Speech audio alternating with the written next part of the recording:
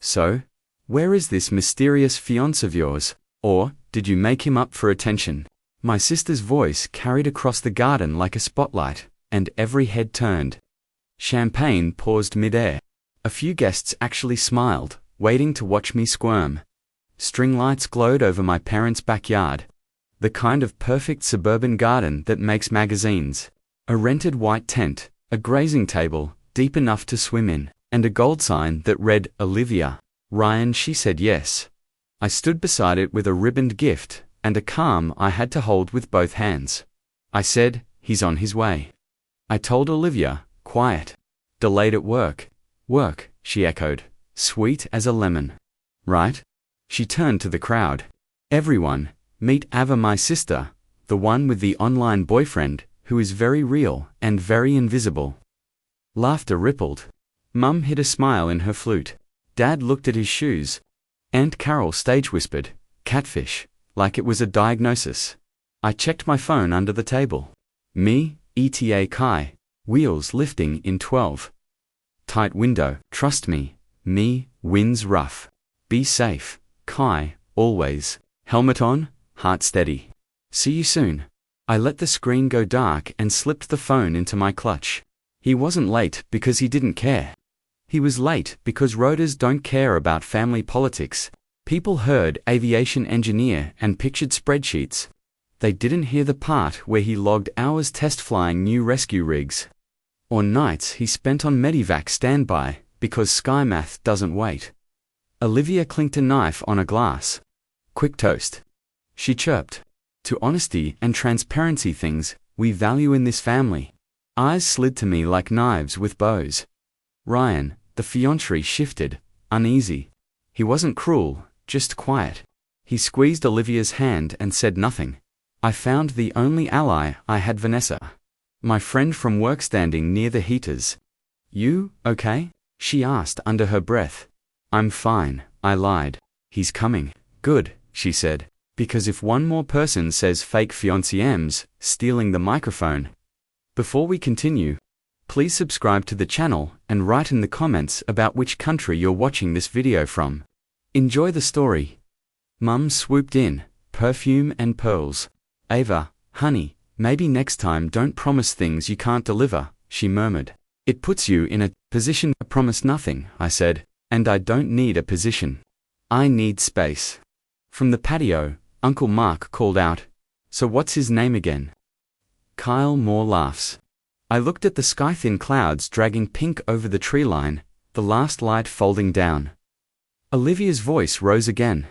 You know, if he doesn't make it, we can always print a cardboard cutout. She smiled at her audience. We'll put it right by the cake. A tiny part of me snapped. Not loud, just clean. Want to make it interesting? I asked, meeting her eyes. She tilted her head, delighted.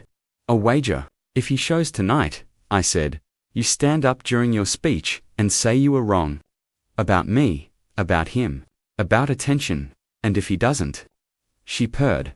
I'll apologize to your guests for confusion and leave before dessert, I said. You get your clean night. Guests leaned in. The party tasted blood. Olivia grinned. Deal, she said, too fast. 10 o'clock deadline. 10, I agreed. Somewhere beyond the trees, the air shifted. A wind came low and purposeful, pressing the tent fabric like a hand. Conversation hit. Glasses chimed. Heads tilted up. Olivia laughed. What, Ava? Did your Uber sprout wings? It wasn't an Uber. The wind faded. The tent skin settled. Somewhere far off, a police chopper skimmed the horizon and kept going. The party laughed like the sky had told a joke on my behalf. 10 o'clock, Olivia sang. Plenty of time to invent a fiancé. I checked my phone under the table. Me, status. Kai departed, headwinds, adjusting. I have permits for Ridgeview Golf Club, half a mile north. Grounds crew will turn on the beacon. I'll set down there, then walk in. ETA 9:47 if the winds behave. 9:55 if they don't. Me, copy. The bet says 10. Kai, I know. Helm tight. See you at the gate. I looked up. Vanessa was already reading my face. Talk to me. Golf course landing, I whispered. He'll walk the rest. We just have to get him through the gate without security making it a scene. On it, she said, and disappeared, toward the side yard where the catering trucks idled. Dad slid beside me, voice low. Ava, your sister has donors here. Keep the place quiet. I am quiet, I said. You're the one whispering like a kettle. Mum touched my arm with a smile nobody could photograph. Honey, it's fine to be single, she said sweetly, which is another way to call someone a liar. We love you, even if you try too hard. Behind her, Uncle Mark clinked his glass. New game, he said. Let's guess his job. I say, crypto. The cousins laughed. Or aviation engineer like in the bio. Which airline again? More laughter. None, I said. He designs and test flies rescue rigs. Sure, Aunt Carol said. And I'm a ballerina. Olivia swanned, by the picture of mercy. We can postpone your apology to the cake cutting, she cooed. Give your imaginary man some airtime, Vanessa texted. Security guard is grumpy. HOA president says no weird entrances. I'm sending you Mr. Grumpy. He arrived a second later. HOA president, polo shirt, authority complex. No drones, no fireworks, no unscheduled aircraft, he recited. We have rules. Great, I said. We also have a county permit and a signed note from the golf club. Touchdown is there, not here. No one's flying into your hydrangeas. He blinked. Then why tell me? So you don't call the police on a Medivac demo pilot who works with the sheriff's department. I said, calm as a sidewalk. He'll be on foot when he reaches this gate. The HOA president looked at Olivia for backup. She widened her eyes like a fox. He deflated 1 inch.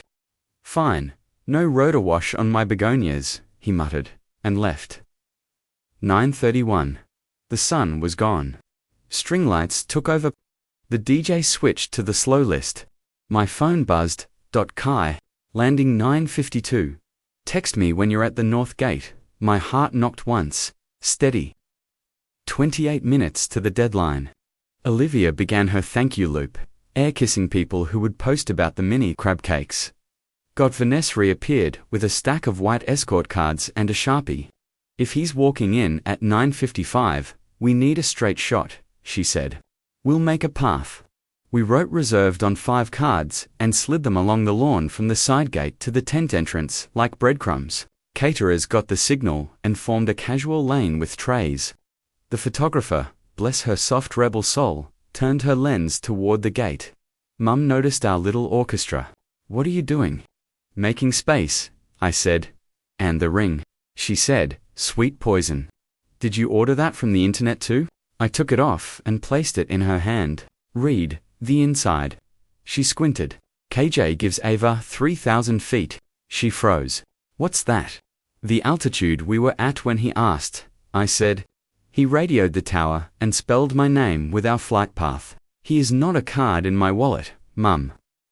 Vanessa grabbed my elbow. Time, we moved to the north gate, past the trash cans and the generator. Into the dark lip of the yard where the fence met the golf course path. The air felt different there, cooler, alert. My phone buzzed again. Kai, on the ground. Walking to you. 2 minutes. From the fairway, a small beacon glowed and then blinked out. Footsteps approached steady. Voices behind us swelled with the first line of Olivia's speech.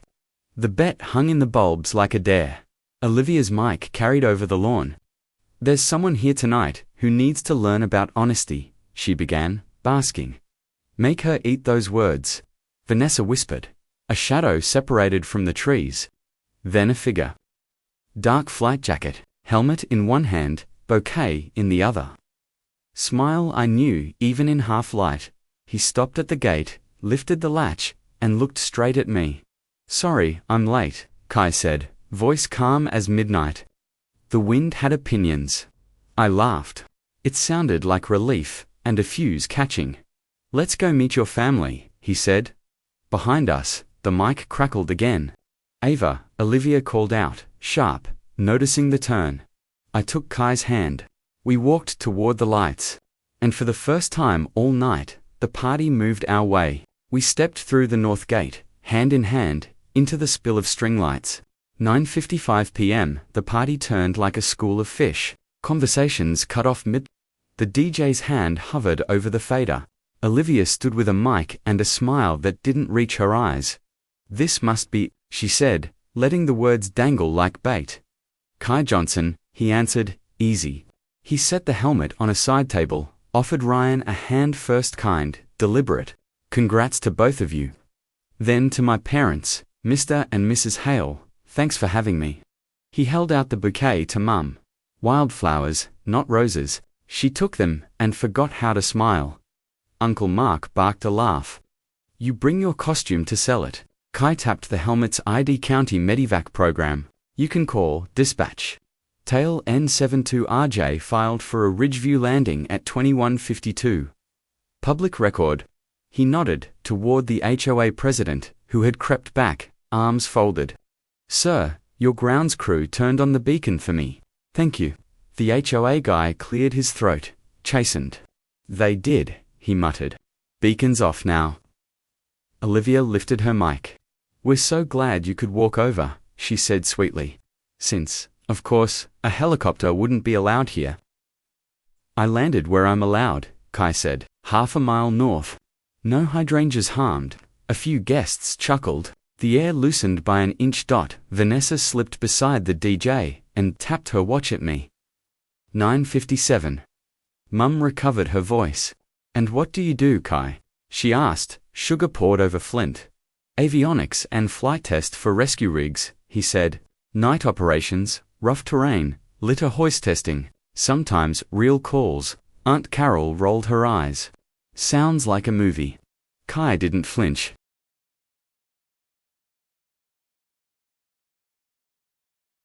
"I brought permits," he said calmly, lifting a small folder from his jacket.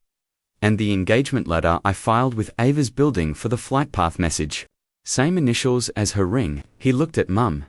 "Inside reads, KJ gives Ava 3,000 feet, because we were at 3,000 when I asked." Mum blinked like she remembered holding that proof 5 minutes ago. Decent Ryan took the papers, scanned them, then handed them to Olivia. "Looks legit," he said, shrugging. "The tail number matches the permit ID." Olivia didn't look down. She looked out at her audience. "Anyone can print things," she said, sweet and sharp. Vanessa's voice floated from the DJ booth, bright as a bell. Time check 9:59. A ripple went through the crowd. The bet crawled back into the light. "I'll make it easy," Kai said, turning to Olivia so the mic caught him clear. "You don't owe me anything. But you do owe Ava respect. You called her a liar in front of people she loves." He glanced up, past the tent edge. "I'm happy to walk out quietly after we fix that." She laughed, high and thin. "Fix what?" "Your imaginary helicopter." The photographer lifted her camera and, bless her heart, aimed at the dark sky beyond the tree line. The night answered with a low whop whop, like a heartbeat learning a language. Heads tilted. The tent fabric shivered at the edges. Olivia's smile flickered. "It's just the news," she said. The sound grew steady and directional. The HOA president's radio crackled. Ridgeview Lightbird returning to pad. A voice said, "Confirm beacon off." He fumbled. "Beacon's off. He's on visuals." Kai's phone buzzed. He glanced, then showed me the screen.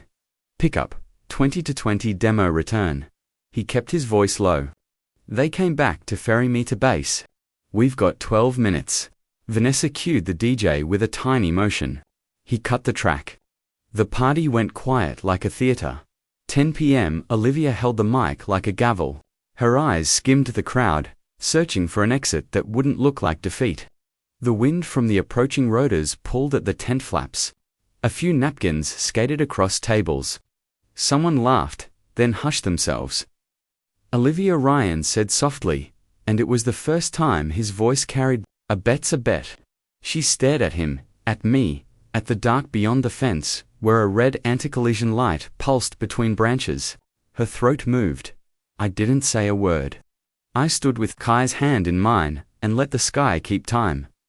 Olivia lifted the mic, whether she would use it to apologize, or to set herself on fire. I couldn't tell. Behind us, the helicopter's rotors beat the night into proof. Olivia lifted the mic like a gavel. The rotors beat the night into steady syllables. A red pulse blinked between the trees. She smiled too hard. So, as I was saying, honesty, 10 p.m., Vanessa called from the DJ booth, bright as a bell. Bet time. A ripple moved through the guests. Ryan touched Olivia's elbow. Liv, he said softly. Do the right thing. She looked at him, then at me, then at the dark line of pines where the anti-collision light blinked like a heartbeat. The HOA president's radio crackled again. Ridgeview, bird holding over the fairway departing in 10. He lowered the radio, suddenly very interested in the lawn. Olivia's voice thinned. Fine, she said, and the mic carried the word to the hedges. Ava, I'm Aunt Carol, coughed Stunt into her napkin. Uncle Mark smirked. The crowd leaned toward, the drama like flowers toward sun. Kai stepped forward, a half-pace, palms open. I don't need a speech, he said calmly. But Ava deserves a sentence. Olivia's throat worked. She stared at the papers in Ryan's hand as if they were hot. Then she inhaled, met the eyes watching her, and said, I was wrong. The words landed like something heavy set down. I called you a liar for attention. That was cruel. I'm sorry, it wasn't pretty. It was true. A low murmur surprise, relief moved through the tent. Vanessa clapped once, loud enough to tip the room into real applause. The DJ, bless him, didn't smother it with music. Mum blinked fast and held the wildflowers tighter. Dad nodded at the ground like he was nodding at himself. The rotothrum drew closer, then slid away holding pattern over the course. Kai's phone buzzed. He glanced down and showed me the screen. Base demo return, moved up wheels up, 20 to 12, Medivac on deck. He lifted his eyes to mine. We've got 12 minutes, he murmured. Then I'm back to the pad. Olivia heard it. Her competitive smile returned, smaller, less sharp. Well, she said into the mic, scrambling for footing. Since the helicopter is not landing in my mother's begonias, perhaps we can all calm Liv, Ryan said, not unkindly. Let him have 30 seconds. Olivia looked at the crowd, measured the wind, and handed Kai the mic. He didn't take it. He set it gently on the cake table, so there'd be no grandstanding, and raised his voice just enough. I can't stay long, he said. Night ops, but I wanted to look each of you in the face and say, I'm real. I love Ava, and I respect your neighborhood's HOA more than you think. He turned to the HOA president. Thank you for not calling this in as a nuisance. The Ridgeview crew appreciates it. The president cleared his throat. Keep your blades on the fairway, he muttered. It was almost friendly. Uncle Mark, refusing to lose, lifted his glass. So you fly the thing. Big deal. Anybody can book a helicopter. Kai nodded. True, booking is easy. He tapped the helmet ID, landing with county permits, staying outside noise abatement corridors, and getting back out because a Medivac needs the pad. That's the work. Mum's gaze slipped to my ring. I watched the math finish behind her eyes. She touched my wrist. It felt like welcome instead of warning.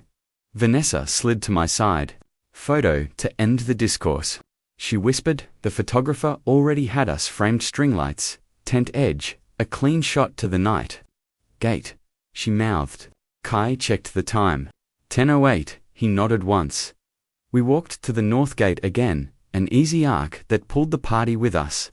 Guests drifted after, curious but quiet, leaving a lit aisle of grass between tables. The air out there was cooler, alive. The golf fairway lay dark and patient beyond the fence. Kai squeezed my hand. 3 things, he said. 1, your family can visit the hangar any time. 2, sorry, I cut it close. The wind had opinions. And 3, he looked at me like the rest of the lawn disappeared. I meant fiancé, the first time I said it, and I mean it more now. The beacon on the course blinked once, a goodbye from the ground crew. The rotor sound shifted closer, then angling away. A professional bow. Kai lifted the latch. Walk me to the path, he asked. Behind us, Olivia's mic picked up a soft breath she didn't mean to share. The crowd held still, as if any sudden move could scare the moment off. We stepped through the gate. The downdraft rolled a cool wave across the grass.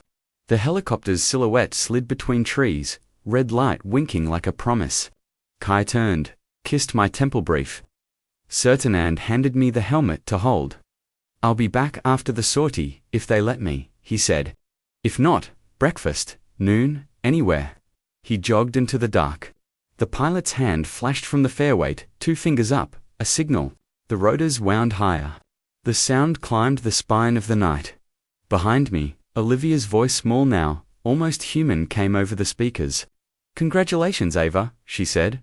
"On everything." The helicopter rose beyond the trees, a steady red star, and the party that had laughed at an online boyfriend watched the sky. Like it was learning their names, the helicopter climbed until it was a red pin in a dark map, then slid north toward the golf course pad. The wind let go of the tent. People exhaled like they'd been underwater. For a beat, no one moved. Then the party remembered it was a party. Glasses clinked. The DJ found a safe piano bed and kept it low. The HOA president cleared his throat near the fence. "Good coordination," he said gruffly, like a man complimenting the weather. "Beacon worked. No begonias died." "Thank you," I said. He nodded once and wandered off to check a hedge that didn't need checking. Vanessa bumped my shoulder. "Put pilot wrangler on your resume," she whispered. "And maybe family mythbuster." We walked back under the lights. Olivia stood with the mic, ringed in guests, smaller than her dress. Ryan touched her back, quiet as always. She stared at the grass, then at me. "A bet's a bet," she said, voice steadying. She lifted the mic, and this time she didn't force the smile. "I said something cruel tonight. I called my sister a liar. I made a joke about cardboard. I did it for a laugh and a little power. That was ugly." She looked straight at me. "Ava, I was wrong. I'm sorry, it wasn't flowery. It was clean. That's what counts." Applause started at the edges and came in. Mum's face softened around the eyes. Dad nodded, once, like he was signing a document inside himself. Olivia handed me the mic. "Do you want to say anything?" she asked, small, human. I set it on the table between us, the way Kai had. "Just this," I said, loud enough to carry without wires. "I didn't bring a helicopter to win a fight. I brought truth, so we could stop having one." Uncle Mark stared into his drink. Aunt Carol cleared her throat. "Ballerinas can be wrong," she murmured. It was almost funny. The photographer lifted her camera. "Family," she called, testing the word. "Let's get a frame at the gate while the wind is still good." We went to Livia and Ryan, my parents, Vanessa smirking behind her lens, me with my hand still warm where Kai had pressed it. The shot caught string lights like constellations, the open gate like a promise, the empty sky like a held breath. Click. Back at the tent. Mom tugged me close and touched the inside of my ring again. 3,000 feet, she repeated softly, like she was finally hearing it. "That is oddly romantic." "It was loud," I said, smiling. "But beautiful." She squeezed my hand. "He is welcome for dinner." Before he flies off anywhere, Dad found me next. He did not apologize with speeches. He offered his hand like a truce. "Tell him thanks for respecting the rules," he said, "and good timing." "Wind had opinions," I said. He almost smiled. Ryan stepped in, earnest as a golden retriever. "For what it's worth, I believed you," he said. "I just didn't know how to say it without making Liv mad." "You said it," I said. "That helps." Vanessa passed me my phone. "You've got a text," she said, eyes bright. From the man of the air, it was a photo cockpit glass reflecting city lights. Tail N72, RJ in the corner, 2 thumbs up from a gloved hand. Kai RTB, Medivac needed the pad. "Back at base. You were perfect. Proud of you. Breakfast at noon." "Me? Yes. Bring your helmet. Mum is making jokes about dinner. Kai, copy. Tell Olivia, Doors open for a hangar tour anytime. Ryan can push the starter button. I looked over at my sister. She was listening to a guest and not pretending to enjoy it. Then she tilted her head in my direction. We met in the middle of the grass, away from microphones and audience eyes. "I'm sorry I kept needing you to prove yourself," she said. "You shouldn't have to fly a sign into the sky to earn respect." "I shouldn't," I said.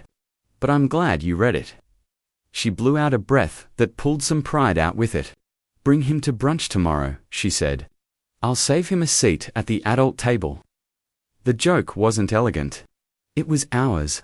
I let it land and stay. We went back under the tent. The DJ finally let the song rise.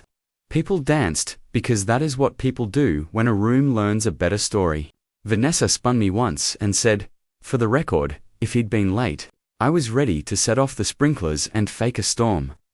"You're chaos," I said. "I'm support." She grinned. Near the bar, the HOA president raised his glass. "To responsible aviation," he intoned, and half the neighborhood laughed at the absurdity of it. The other half clapped, because tonight absurdity was a relief. The night thinned. Cars lined the curb. The sign, Olivia, Ryan, glowed softer. As I gathered my clutch, my phone buzzed one last time. Kai, look east. 2 miles out. Blink back. I stepped past the gate and into the cooler dark. Above the trees, a tiny red light winked twice. I lifted my phone and tapped the flashlight twice in reply. Not a beacon, just a shared code. The light paused, then continued north. I went back in. Mum was boxing cookies. Dad was arguing gently with the caterer about leftovers. Olivia and Ryan were practicing a first dance step they hadn't learned yet, and laughing when they missed. Vanessa stole 2 macarons and didn't pretend otherwise. People had called my fiancés fake. People had bet against a love they couldn't see. Then they watched the sky keep our promise. The wager was paid. The proof didn't land on the lawn. It landed on the room. It turned out the helicopter wasn't the point. The point was this: respect doesn't arrive by invitation. It descends when you hold your ground, opens a gate when you stop asking, and then it flies on, leaving a path you can walk without apologizing for your steps.